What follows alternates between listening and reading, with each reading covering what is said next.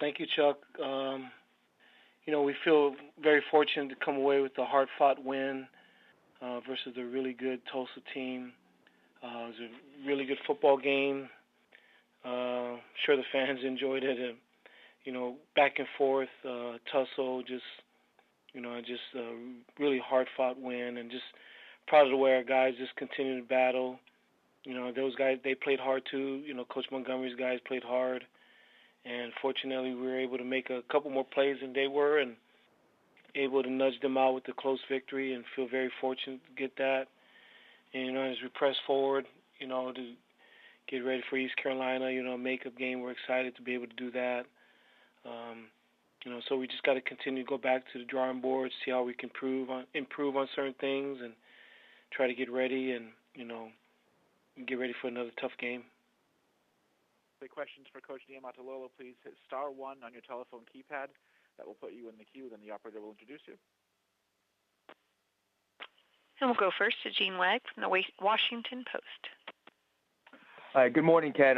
First I wanted to ask about a couple injuries. I know Chris Hyde didn't play, Calvin Cass, and Elijah Merchant. What are their statuses for East Carolina? Elijah Merchant is probably still doubtful. Okay. Calvin Cass probably is a probable, and Chris Hyde still questionable at this point.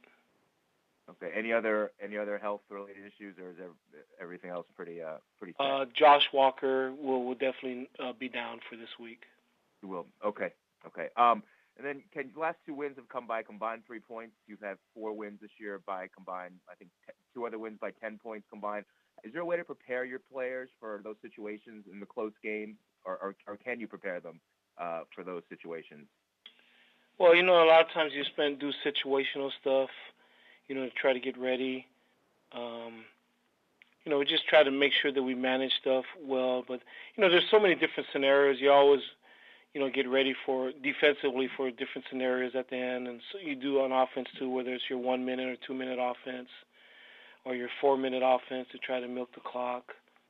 But I think a lot of the stuff on offense, just by nature of what we do. Defensively, we spend a lot of situational stuff at the end of the games, different scenarios. So you try to work through some of that stuff, but you can't get ready for all of it, Gene. You just, try to take care of the ball, try to be smart in the game, try to make good decisions, and, those are things you try to prepare for. Thank you, Ken. Thanks, Gene. Thank you, and we'll go next to Ronnie Woodward from the Greenville Daily Reflector. Hey, Ken, how you doing? Hey, Ronnie, how you doing? Good.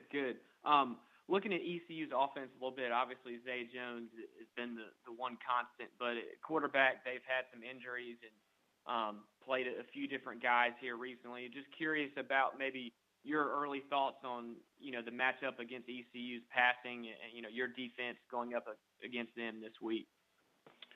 We're just now, trying to formulate some of our stuff as we're watching them. It's always a tough matchup. Very athletic, can run the football.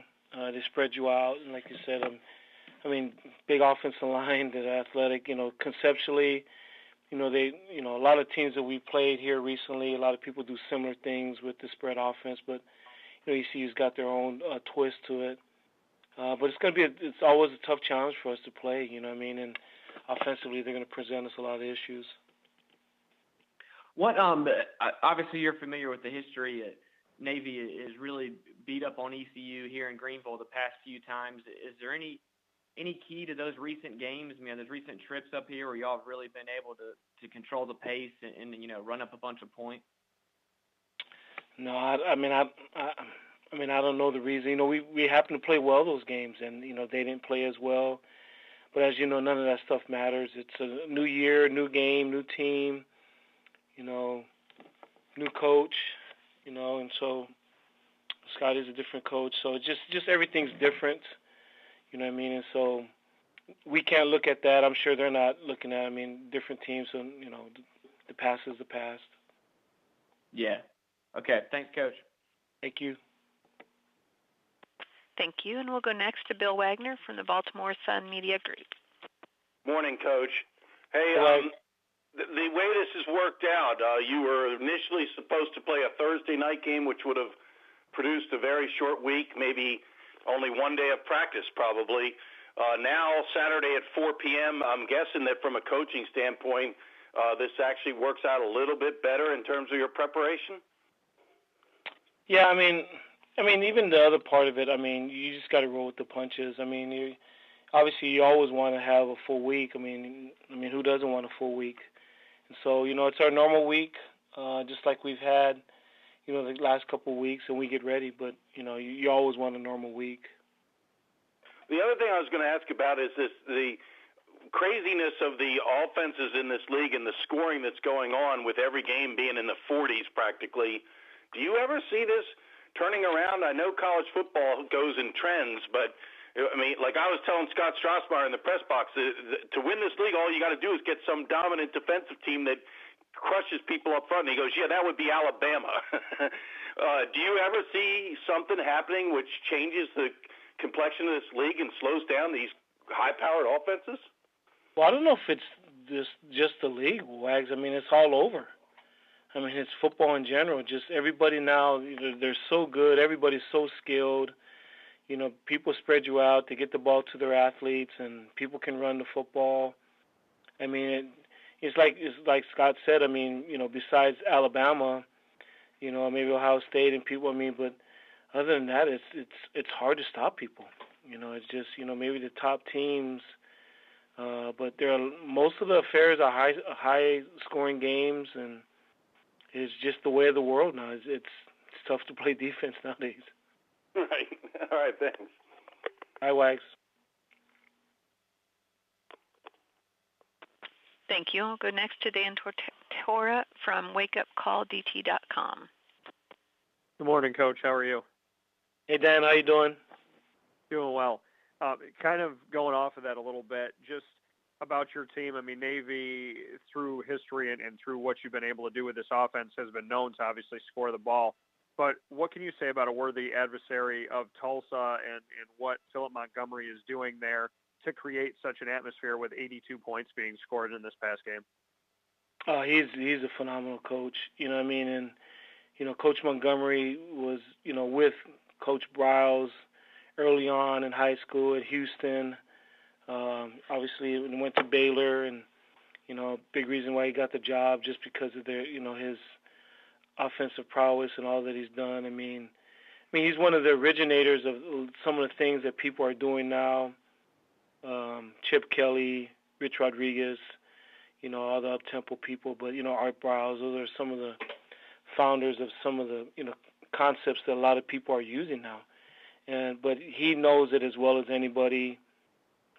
He adjusts really quickly on the run. I mean, he knows exactly what he's doing. So if you're doing certain things, he's gonna take what you give him, and he's done a really, really good job. And like I said, we feel fortunate to have a couple more points than they are because Philip's doing a really good job at Tulsa. And then as far as defense on your side, from a game like that, what positives can you take away when it's such a high-scoring game? And go back to South Florida as well. That was 52-45, and Houston where you won 46-40. What can you take away defensively from those games, if anything, in those moments? Well, our kids made enough stops, and they kept playing. You got to have some resiliency. You got to be tough. You got to be a cornerback type of person with, short-term memory and just continue to keep playing.